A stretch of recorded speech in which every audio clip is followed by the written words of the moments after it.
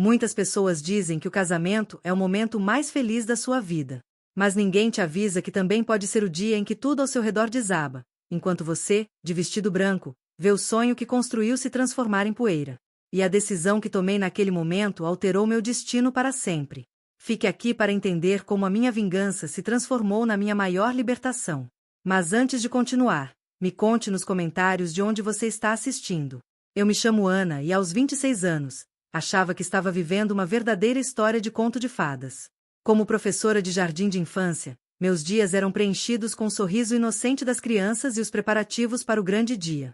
Marcos, após 4 anos de relacionamento, finalmente me pediu em casamento, e eu não podia estar mais radiante. Todos ao meu redor o adoravam, minha família, meus amigos, até os colegas de trabalho. Ele é perfeito para você, Ana, diziam. E eu acreditava nisso, de todo o coração. E em cada momento dessa jornada, estava Priscila, minha melhor amiga, que estava comigo desde sempre. Crescemos juntas, dividimos segredos e nos confortamos nos momentos mais difíceis. Na hora de escolher minha dama de honra, não tive nem dúvida. Esse vestido está deslumbrante em você, Priscila comentou, seus olhos brilhando enquanto eu girava no provador. O Marcos vai pirar quando te ver. As semanas que antecederam o casamento foram uma mistura frenética de felicidade. Provas de bolos, escolha das flores, os convites, a decoração. Cada detalhe me aproximava do que eu imaginava ser o dia mais perfeito da minha vida. Algumas noites, quando a ansiedade me impedia de pegar no sono, eu ligava para Priscila. Ela sempre atendia, independentemente da hora. Está tudo sob controle, ela me tranquilizava. Vai ser perfeito. Você merece. Na véspera do casamento, fizemos um pequeno encontro com as amigas mais próximas. Não era nada extravagante, algumas taças de vinho, muitas risadas e conselhos sobre a vida de casada. Mas notei que Priscila parecia distante em alguns momentos, checando o celular mais do que o normal. Atribuí isso ao estresse dos últimos preparativos. Afinal, como dama de honra, ela estava quase tão envolvida quanto eu. Nervosa para amanhã? Perguntou minha mãe quando voltei para casa. Respondi com um sorriso ansioso, mas de um jeito bom. Adormeci pensando em Marcos, no nosso futuro, na família que construiríamos. Era o meu último sono de solteira, cheio de sonhos coloridos, mas que em nada se pareciam com o pesadelo que se aproximava. O dia amanheceu perfeito. Céu azul, temperatura agradável, como se o universo estivesse conspirando a favor da nossa felicidade. Recebi uma mensagem de Marcos logo cedo. Mal posso esperar para te ver no altar. Te amo. Priscila também mandou uma. Dia de princesa para minha amiga mais especial. Estou a caminho. Meu coração transbordava de felicidade enquanto as maquiadoras e cabeleireiras transformavam o quarto de hotel em um pequeno salão de beleza. Minha mãe não parava de tirar fotos, minhas tias davam palpites em tudo e minhas primas suspiravam a cada detalhe. Era exatamente como eu havia sonhado. Porém, com o passar do tempo, algo começou a me incomodar. Priscila ainda não havia chegado. Liguei algumas vezes, mas as chamadas caíam direto na caixa postal. Estranho, mas ainda não parecia alarmante. Talvez ela estivesse cuidando de algum detalhe de última hora. 2 horas antes da cerimônia, com o vestido já posto e o buquê nas mãos, o que antes era um incômodo passou a ser uma preocupação. Não só Priscila estava ausente, mas começaram a chegar mensagens preocupadas dos padrinhos. Ninguém conseguia falar com Marcos. Deve ter dormido demais, tentou justificar meu pai, tentando me acalmar. Você sabe como ele é quando sai com os amigos. Mas Marcos nunca se atrasava, nunca desligava o celular, nunca me deixava sem resposta por tanto tempo. Um calafrio percorreu minha espinha, aquele tipo de sensação que você sente antes de uma grande catástrofe. Vou até a pousada onde ele está, falei, para o pavor da minha mãe. Mas é azar o noivo ver a noiva antes da cerimônia. Naquele momento, eu já sentia que o azar havia chegado muito antes de eu perceber. Convenci meu pai a me levar. No caminho, tentei me acalmar. Certamente haveria uma explicação simples, não é? Talvez ele estivesse nervoso demais e tivesse saído para dar uma volta. Ou talvez tivesse perdido o celular. Talvez. A pousada era pequena e acolhedora, o tipo de lugar que escolhemos justamente pela sua simplicidade e charme. Quando entrei, a recepcionista me reconheceu na hora. Afinal, não é todo dia que se vê uma mulher de vestido de noiva e maquiagem impecável perguntando pelo noivo desaparecido. O senhor Marcos está no quarto 8, ela disse, hesitante, mas pediu para não ser incomodada. Eu não esperei ela terminar a frase. Meu pai me seguiu enquanto eu caminhava pelo corredor, o vestido arrastando suavemente pelo chão de madeira. Parei em frente à porta do quarto 8, o coração batendo tão forte que parecia que ia rasgar o corpete do vestido. Respirei fundo e bati. Silêncio. Bati mais uma vez, agora com mais força. Nada. Ninguém respondeu. Foi quando percebi. A porta não estava trancada. Um simples empurrão e ela se abriu, revelando a cena que mudaria minha vida para sempre. Marcos e Priscila estavam na cama, profundamente adormecidos, abraçados entre lençóis amassados e roupas espalhadas pelo chão. Ao lado da cama, 2 taças de champanhe vazias. No chão, o vestido de dama de honra de Priscila, amassado como se tivesse sido arrancado com pressa. O tempo pareceu parar. O ar ficou denso, impossível de respirar. Ouvi um som estranho e, por um momento, demorei para perceber que vinha de mim, um gemido primal, o som de um coração se partindo. Meu pai ficou paralisado atrás de mim, sem saber o que fazer diante da cena. Foi o grito dele que despertou os dois. Que merda é essa? Eles acordaram atordoados. Vi o horror nos olhos deles ao me ver ali, de vestido de noiva, testemunhando a traição. Marcos saltou da cama aos tropeços, se enrolando num lençol, gaguejando desculpas desconexas. Priscila, pálida, começou a chorar, tentando cobrir o corpo nu, repetindo: Ana, me desculpa, eu não quis fazer isso. A frase mais cruel que ela poderia ter dito naquele momento, porque era exatamente isso que parecia. Meu noivo e minha melhor amiga juntos, na manhã do meu casamento. Há quanto tempo isso acontece? Foi a única coisa que consegui perguntar, minha voz estranhamente calma. Eles se entreolharam, confirmando o que eu já suspeitava. Não era a primeira vez. Foi um erro, Marcos tentou dizer. Estávamos bêbados ontem à noite. As coisas saíram do controle. Foi quando notei a gaveta da mesa de cabeceira entreaberta. Algo me impulsionou a abrir. Dentro, encontrei recibos de hotéis com datas de meses atrás. Uma foto impressa deles juntos em um local romântico, um pacote de preservativos aberto. Provas concretas de que aquela traição não foi um acidente de última hora, mas algo cuidadosamente planejado, cultivado às minhas costas enquanto eu escolhia sabores de bolo e as cores dos arranjos florais. A dor que senti logo se transformou em raiva, uma raiva que eu nunca havia experimentado antes. Vocês dois vão para o local da cerimônia agora, ordenei. E vão explicar para todos os convidados exatamente o motivo de não haver casamento hoje. O caminho de volta para o hotel foi o mais longo da minha vida. Sentada no banco de trás do carro do meu pai, eu me sentia como se estivesse dentro de um pesadelo, daqueles em que você tenta gritar, mas não consegue emitir som algum. O vestido branco, agora pesado como uma armadura, parecia zombar de mim. Cada renda, cada pérola costurada à mão representava uma mentira. Minha mãe já estava em pânico quando chegamos. Uma noiva desaparecida, um noivo sumido, convidados começando a chegar. O caos estava instaurado. Quando ela viu meu rosto, soube imediatamente que algo terrível havia acontecido. Ana, meu Deus, o que aconteceu? As palavras ficaram presas na minha garganta. Como explicar que o homem que eu amava e a mulher que considerava uma irmã estavam juntos na cama? Como colocar em palavras a traição dupla que acabará de presenciar? Foi meu pai quem respondeu, sua voz tremendo de raiva. Pegamos os dois juntos na cama. O choque no rosto da minha mãe refletia exatamente o que eu ainda sentia. Não pode ser, ela murmurou, cobrindo a boca com as mãos. Não pode ser. Mas era. E à medida que a notícia se espalhava entre os familiares próximos, eu sentia os olhares de pena, os cochichos, a compaixão misturada com aquele tipo de curiosidade mórbida que tragédias pessoais despertam. Foi então que percebi, eu não seria a vítima dessa história. Eu não carregaria a vergonha que não era minha. Reúnam todos os convidados no salão, pedi à minha tia, que estava coordenando a organização do evento. Todos eles. Mas, Ana, você não precisa fazer isso agora, argumentou minha mãe. Podemos simplesmente cancelar, dizer que houve um imprevisto? Não. Minha voz saiu mais firme do que eu imaginava. Não vou deixar que transformem isso em fofoca. Vão ouvir a verdade da minha boca.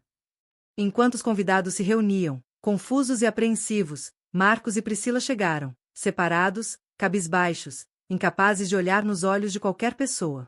Ordenei que ficassem na primeira fila. Eles obedeceram como crianças pegas em uma travessura grave. Subi ao pequeno palco onde a banda tocaria mais tarde. Peguei o microfone, sentindo o peso de todas as expectativas, de todos os sonhos despedaçados. Obrigada por virem, comecei, minha voz surpreendentemente estável. Como podem ver, não haverá casamento hoje. O salão ficou em um silêncio absoluto. 200 pares de olhos fixos em mim, no meu vestido branco, no meu buquê, ainda nas mãos. Há algumas horas, encontrei meu noivo, Marcos, na cama com minha dama de honra e melhor amiga, Priscila. As palavras saíram cruas, sem adornos. Ouvi suspiros de choque, vi expressões de horror. Percebi que isso não tinha começado ontem. Estava acontecendo há meses, enquanto eu planejando o que deveria ser o dia mais feliz da minha vida. Marcos tentou se levantar, talvez para me interromper, mas meu pai, com uma expressão que fazia até medo, o forçou a se sentar novamente. Priscila cobria o rosto com as mãos, como se ainda pudesse se esconder. Estou aqui não para causar um escândalo, disse, mas porque acredito que a verdade deve ser dita. Não vou me esconder, não vou inventar desculpas, e definitivamente, não vou me casar com um homem que não me respeitou nem no dia do nosso casamento. Removi o anel de noivado do meu dedo. Aquele anel que Marcos me deu com promessas de amor eterno, aquele que ele, supostamente, economizou por meses para comprar. Desci do palco e caminhei até o pequeno lago artificial que decorava o jardim do salão. Diante de todos, joguei o anel na água. O pequeno objeto brilhante afundou rapidamente, levando consigo as últimas esperanças de um amor que nunca foi verdadeiro. A recepção está paga, anunciei, voltando ao microfone. A comida e a bebida estão à disposição. Fiquem e celebrem, se quiserem. Não a união que não aconteceu, mas talvez a verdade que nos liberta, mesmo quando dói. Desci do palco, imersa em um silêncio atordoante. Então, algo que eu não esperava aconteceu, um aplauso. Começou tímido, com algumas pessoas, e foi crescendo até que quase todos estavam aplaudindo. Não era uma celebração, era reconhecimento. Reconhecimento da coragem que eu mesma não sabia que tinha. Marcos tentou falar comigo, mas foi barrado por meus primos. Priscila, num canto, chorava, abandonada por todos. Ver os dois ali, isolados pela própria traição, não me trouxe nenhuma satisfação, apenas a certeza de que eu estava fazendo a coisa certa ao me afastar. Deixei o salão ainda de vestido de noiva, acompanhada por minha família mais próxima. No carro, finalmente desabei. As lágrimas que eu havia contido por horas começaram a escorrer livremente, manchando minha maquiagem perfeita, molhando o vestido dos sonhos. Chorei pelo amor perdido, pela amizade traída, pelos planos que se desintegraram. Mas, em algum lugar dentro daquela dor avassaladora, senti também um estranho alívio, como se tivesse escapado de algo muito pior do que uma humilhação pública. Os dias seguintes passaram como um borrão de ligações não atendidas, mensagens deletadas sem ler e visitas de amigos preocupados. Marcos tentou de tudo, flores, cartas, até apareceu bêbado na porta da casa dos meus pais, onde eu estava temporariamente. Priscila também tentou me contatar várias vezes, mas eu não estava pronta para ouvir justificativas ou pedidos de perdão. Uma semana depois, ainda com a sensação de que estava vivendo a vida de outra pessoa, tomei a decisão de que precisava de mudança, não só de endereço, mas de perspectiva. Pedi licença na escola onde trabalhava e aluguei um pequeno apartamento do outro lado da cidade. Eu precisava de espaço para respirar, para processar e, principalmente, para começar a entender quem eu era fora daquele relacionamento que havia moldado metade da minha vida adulta. O apartamento era simples, um quarto, sala e uma cozinha compacta. As paredes brancas pareciam uma tela em branco, esperando que eu começasse a pintar minha nova vida. Trouxe poucos pertences, roupas, alguns livros, o essencial para a cozinha. Deixei para trás tudo que me lembrava deles, fotografias, presentes, até mesmo o sofá que havíamos escolhido juntos para o que seria a nossa casa. Nas primeiras noites, o silêncio era ensurdecedor. Sem as mensagens constantes de Marcos, sem as ligações noturnas com Priscila, me senti estranhamente sozinha. Mas, aos poucos, aquele silêncio se transformou em espaço. Espaço para pensar, para sentir, para começar a curar. Passei a estabelecer pequenas rotinas. Café da manhã na varanda minúscula, que mal cabia uma cadeira, caminhadas longas pelo bairro desconhecido, leituras que eu havia adiado por falta de tempo. Comecei a cozinhar para mim mesma, algo que raramente fazia quando estava com Marcos, que sempre preferia pedir comida. Um mês após o não casamento, recebi uma ligação inesperada. Uma ONG que trabalhava com mulheres vítimas de violência precisava de professoras voluntárias para um projeto com crianças. Uma colega havia dado meu nome. Não sei se estou pronta, confessei ao telefone. Ninguém está totalmente pronta, respondeu a coordenadora, com uma voz gentil. Mas, às vezes, ajudar os outros a se reconstruírem nos ajuda a reconstruir a nós mesmos. Aceitei e foi uma das melhores decisões que já tomei. O trabalho voluntário se tornou um fio condutor, me puxando de volta à vida. 2 vezes por semana, dava aulas para crianças cujas mães estavam passando por dificuldades muito mais intensas que as minhas. Ver aqueles pequenos rostos se iluminarem com uma história bem contada, um desenho colorido ou um elogio sincero me fez lembrar o motivo pelo qual escolhi ser professora. Você tem jeito com elas, comentou Patrícia, a psicóloga da ONG, após me observar em uma sessão. Elas têm jeito comigo, respondi, sentindo algo que não sentia há tempos: utilidade, propósito. Foi Patrícia quem sugeriu que eu experimentasse a pintura como forma de terapia. Não precisa ser boa, ela me explicou. Só precisa ser honesta. Minhas primeiras tentativas foram frustrantes, borrões sem forma, cores que não combinavam. Mas havia algo profundamente libertador em passar o pincel na tela sem expectativas, sem o medo de errar. Gradualmente, imagens começaram a emergir. Paisagens melancólicas, figuras solitárias e, aos poucos, horizontes mais luminosos, espaços abertos, possibilidades. 3 meses após o dia que deveria ter sido meu casamento, Priscila apareceu na porta do meu apartamento. Não sei como descobriu meu endereço, provavelmente através de algum amigo em comum. Meu primeiro impulso foi fechar a porta na cara dela, mas algo me deteve. Talvez curiosidade, talvez a necessidade de encerrar aquele capítulo. Concedi-lhe 5 minutos para entrar. Ela parecia menor, de alguma forma. O rosto que eu conhecia tão bem estava mais magro, os olhos, antes sempre brilhantes, agora pareciam opacos e cansados. Vim pedir perdão, começou, com a voz trêmula. Sei que não mereço, mas precisava tentar. Permaneci em silêncio, observando essa mulher que um dia conheci melhor do que a mim mesma. Não vou dizer que foi um erro, continuou ela. Porque seria mentira. Foi uma escolha terrível que fiz repetidamente. Apreciei a honestidade, mesmo que tardia. Por quê? Perguntei, a única pergunta que realmente importava. Ela suspirou, como se também estivesse buscando a resposta. No começo foi atração. Depois, acho que foi inveja.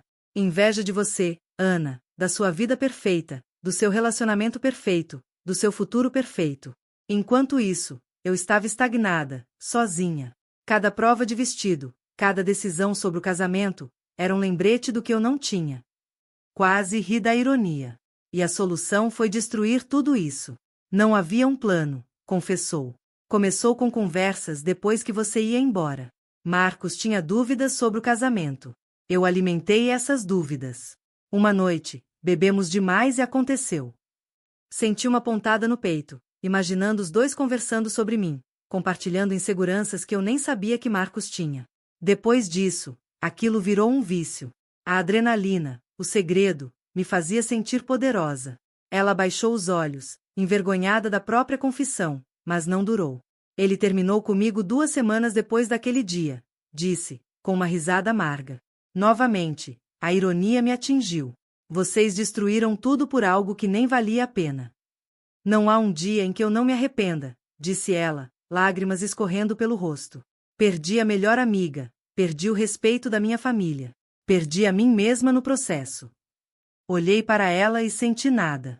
Nem raiva, nem pena, nem o amor que um dia tive por essa amiga de infância. Apenas uma distância intransponível. Espero que você encontre paz, Priscila, disse finalmente. Mas não será comigo. Algumas coisas, quando quebradas, não podem ser consertadas. Ela assentiu, entendendo que eu não disse explicitamente. Não havia perdão. Não haveria reconciliação. Nossa história havia chegado ao fim. Depois que ela saiu, pensei que me sentiria abalada, que as velhas feridas reabririam. Mas o que senti foi um estranho fechamento, como a última página de um livro que não foi bom, mas que, ao menos, estava terminado. Nunca mais vi Priscila depois daquele dia.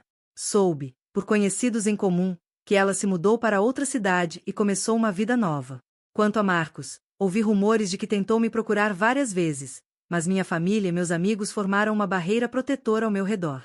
Eventualmente, ele também desistiu. O tempo passou, as estações mudaram e eu continuei meu processo de cura. Voltei a dar aulas em período integral, mantive o voluntariado e desenvolvi minha pintura a ponto de participar de uma pequena exposição local. Fiz novas amizades, mais cautelosas, mais verdadeiras. E então, quando menos esperava, conheci Lucas. Ele era pai de um dos meus alunos, um menino doce e tímido chamado Miguel. Nas reuniões de pais, Lucas sempre chegava pontualmente, fazia perguntas pertinentes, demonstrava um interesse genuíno na educação do filho. Viúvo há 2 anos, Lucas criava Miguel sozinho, equilibrando trabalho e paternidade com uma dedicação que eu admirava de longe. A professora Ana pinta quadros, contou Miguel um dia, durante uma reunião. Ela mostrou pra gente na aula. Lucas sorriu, olhando para mim com uma curiosidade genuína. Que tipo de quadros? Paisagens, principalmente, respondi, surpresa com meu próprio rubor. Nada muito elaborado. Gostaria de ver algum dia, disse ele com uma simplicidade desarmante. 2 semanas depois, nos encontramos por acaso numa pequena galeria, onde alguns dos meus trabalhos estavam expostos. A conversa fluiu naturalmente, sem pressões, sem expectativas. Falamos sobre arte, livros, a cidade, Miguel, nada muito pessoal, nada muito profundo, mas saí daquele encontro com uma sensação que havia esquecido, leveza. Nosso primeiro encontro oficial aconteceu 1 mês depois, um café após o horário escolar. Contei a ele sobre o casamento que não aconteceu, sem entrar em detalhes sórdidos, apenas o suficiente para que ele entendesse minha hesitação e meu medo de confiar novamente. O tempo é relativo quando se trata de curar feridas, disse ele, compartilhando também sua própria experiência de perda, quando sua esposa faleceu. Não há prazo para estar pronto de novo. Aquela honestidade, aquela falta de pressa, foi como um bálsamo. Continuamos nos vendo gradualmente, respeitando os limites um do outro, construindo algo que eu ainda não ousava chamar de relacionamento, mas que já trazia cor aos meus dias. 1 ano após o não casamento, olhei para trás e mal reconheci a mulher que fui. A dor continuava lá, mas transformada, como uma cicatriz que ainda é sensível ao toque, mas que não mais impede os movimentos. Meu apartamento já não parecia vazio. As paredes brancas agora exibiam minhas próprias criações, fotografias de novos momentos, pequenos objetos que contavam a história deste ano de renascimento. A solidão já não era uma presença opressora, mas uma companhia ocasional, às vezes até bem-vinda. O relacionamento com Lucas evoluía ao seu próprio ritmo, sem pressões, sem grandes declarações, apenas a construção diária de confiança e afeto. Miguel, agora com 7 anos, frequentemente me pedia para ajudá-lo com projetos de arte ou para contar histórias antes de dormir, quando eu ia jantar na casa deles. Você faz o pai sorrir? Ele me perguntou uma vez, com a sinceridade brutal das crianças. Ele ficava triste por tanto tempo antes. A ideia de que eu pudesse trazer alegria à vida de alguém, depois de me sentir tão vazia, parecia um milagre cotidiano.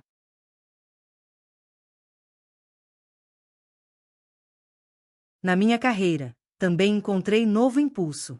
Fui convidada a coordenar um projeto educacional na ONG onde era voluntária, um programa para capacitar mães a continuarem seus estudos enquanto seus filhos recebiam atenção educativa. Era um trabalho exigente, que combinava minhas habilidades como professora com a sensibilidade que desenvolvi no último ano. Você tem uma compreensão única da reconstrução, comentou a diretora ao me oferecer o cargo. E isso é exatamente o que essas mulheres precisam ver, que há vida além do trauma. Aceitei, sentindo que havia encontrado um propósito maior do que eu mesma. Cada mulher que conseguia retomar os estudos, cada criança que florescia em nosso programa, era uma pequena vitória compartilhada. Numa tarde de domingo, quase 18 meses após o dia que mudou minha vida, estava no parque com Lucas e Miguel. O menino corria atrás de um cachorrinho que havíamos adotado juntos, um vira-lata caramelo que respondia pelo nome de Caramelo. A ideia do nome foi de Miguel. Lucas e eu observávamos, sentados num banco, aquele tipo de silêncio confortável que só existe entre pessoas que não precisam preencher cada segundo com palavras. Você lembra do nosso primeiro encontro? Perguntou ele de repente. No café depois da escola. Não, respondi. Ele sorriu. Na galeria. Você estava parada em frente àquela pintura escura, quase toda em tons de cinza e preto, com apenas um filete de luz azul no canto. Lembrei da obra.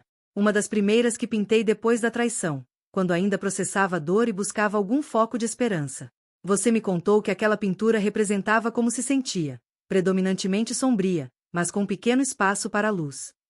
Ele pegou minha mão suavemente. Queria te mostrar algo. Ele tirou o celular do bolso e me mostrou uma foto. A mesma pintura, agora pendurada no escritório dele em casa. Comprei no dia seguinte, sem te contar, não porque era triste, mas porque era honesta e porque queria ver dia após dia aquele filete de luz crescer na sua vida. Senti lágrimas nos olhos, não de tristeza, mas daquele tipo de emoção que transborda quando percebemos que fomos verdadeiramente vistos por alguém. Naquela noite, ao voltar para casa, peguei telas e tintas e comecei a trabalhar em uma nova série de pinturas. Não mais paisagens distantes ou figuras abstratas, mas cenas do meu cotidiano atual. Miguel e Caramelo brincando, o rosto sereno de Lucas lendo, minhas alunas na ONG, meu novo apartamento banhado pela luz do fim de tarde. Pintei até o amanhecer, movida por uma urgência criativa que não sentia há tempos. Quando terminei, exausta, mas satisfeita, percebi o que havia feito, documentado visualmente minha própria cura. Cada tela mostrava não apenas o presente luminoso, mas também carregava sombras do passado nas pinceladas, nas escolhas de cores, nas pequenas imperfeições que faziam cada obra única. As cicatrizes estavam lá, invisíveis para quem não sabia a história, mas eram parte fundamental da beleza do conjunto. 6 meses depois, essas pinturas se tornaram minha primeira exposição individual. Chamei-a de Cicatrizes Invisíveis. No dia da abertura, cercada por amigos, família, colegas e alunos, senti uma gratidão profunda pela jornada que me trouxe até ali. Não apesar da dor, mas através dela. Lucas estava ao meu lado, orgulhoso. Miguel corria entre os convidados, explicando as pinturas com sua própria interpretação infantil. Meus pais, emocionados, conversavam com os visitantes sobre o talento da filha que sempre souberam que eu tinha. Em um momento quieto, enquanto observava as pessoas interagindo com minha arte, uma mulher desconhecida se aproximou. Estas pinturas contam uma história de cura, disse ela, olhando diretamente nos meus olhos. Como alguém que também precisou se reconstruir, posso sentir isso em cada traço. Sorri, reconhecendo nela uma alma que, como a minha, havia navegado por águas turbulentas e encontrado sua própria maneira de alcançar a margem. A melhor vingança, respondi, não é destruir quem nos feriu, mas construir algo tão belo com os cacos que nem lembramos mais como eram antes de quebrar. Ela assentiu, compreendendo perfeitamente. Trocamos um olhar que continha histórias não contadas, dores superadas, cicatrizes transformadas em marcas de sobrevivência. Naquela noite, voltando para casa com Lucas, Miguel, já adormecido no banco traseiro, senti uma paz que jamais imaginei ser possível depois daquele dia fatídico. Você está feliz? Perguntou Lucas, como se lesse meus pensamentos. Estou, respondi sem hesitar. E era verdade. Não aquela felicidade ingênua de antes, que acreditava em contos de fadas e finais perfeitos. Era uma felicidade mais madura, construída sobre fundações sólidas, consciente da fragilidade da vida e, justamente por isso, mais valiosa.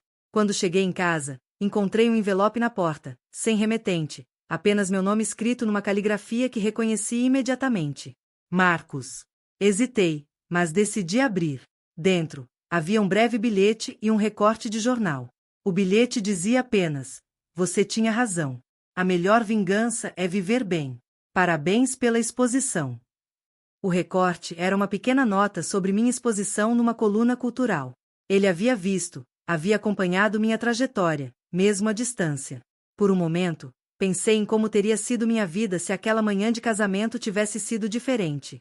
Se eu tivesse dito sim a um homem que não me merecia, se tivesse mantido uma amizade baseada em inveja e traição, teria sido mais fácil? Talvez mais feliz? Certamente não. Guardei o bilhete numa caixa onde mantinha lembranças daquele período. Não por sentimentalismo, mas como um lembrete do quanto eu havia crescido. Marcos e Priscila, que um dia foram o centro da minha vida, agora eram apenas personagens secundários numa história muito maior. Uma história sobre recomeços, sobre encontrar beleza nas cicatrizes, sobre a força que eu nem sabia que tinha até precisar usá-la. Hoje, 3 anos após o dia que deveria ter sido meu casamento, não me arrependo de nada. Não da dor, não das lágrimas, não da raiva que senti. Cada emoção foi um degrau necessário para chegar onde estou. Lucas e eu nos casamos numa cerimônia simples, no quintal da nossa nova casa. Sim, decidimos morar juntos, criar Miguel e Caramelo como uma família, construir um lar baseado em respeito e verdade. Não tivemos damas de honra, nem grandes festas, apenas as pessoas que realmente importavam, testemunhando um amor que nasceu das cinzas de outro. Às vezes, ainda pinto aquelas paisagens escuras com pequenos filetes de luz. Não porque ainda me sinta assim, mas para lembrar de onde vim e para mostrar às mulheres com quem trabalho na ONG que a escuridão nunca é completa, que sempre existe uma fresta por onde a luz pode entrar. A traição que eu pensei que me destruiria acabou sendo o catalisador da minha transformação.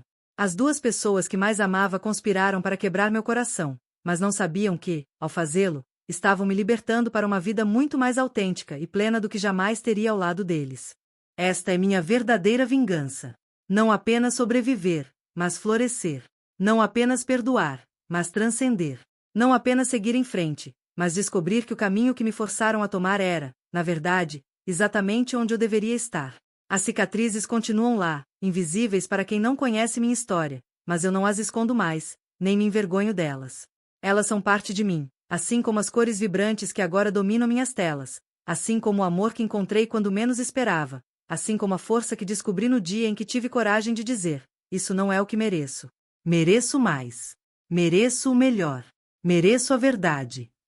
E a verdade aprendi, às vezes dói como o inferno, mas também liberta. E na liberdade, encontrei não apenas um novo amor, mas um novo eu. Uma Ana que não depende da aprovação de ninguém para se sentir completa. Uma Ana que transforma dor em arte, traição em sabedoria, fim em recomeço. Esta é minha história, não a que planejei, mas a que vivi. E por mais doloroso que tenha sido o processo, não mudaria uma única página, porque foi justamente nas páginas mais escuras que aprendi a escrever com luz. E você, o que teria feito se estivesse no meu lugar? Teria se escondido ou teria tido a coragem de expor a verdade? Deixe seu comentário aqui embaixo. Se você gostou dessa história de superação, deixe o seu like e se inscreva no canal para mais histórias emocionantes como essa.